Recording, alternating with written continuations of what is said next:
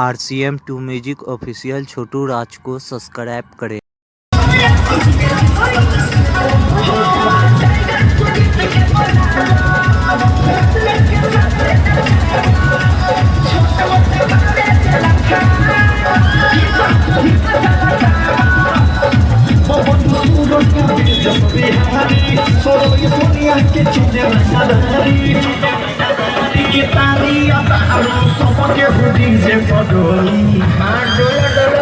मोतिहारी घर काजी का डर है।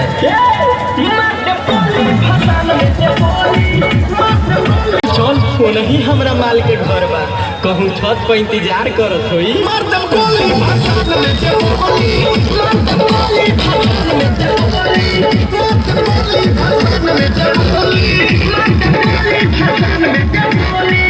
तो भाइयों एक शायर याद आ गया, कहते हैं कि शीशम की लकड़ी की सुगंध चंदन की लकड़ी से कम नहीं, शीशम की लकड़ी की सुगंध चंदन की लकड़ी से कम नहीं।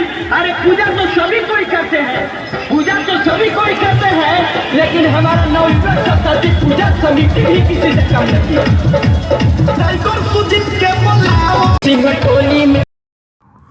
RCM2 music official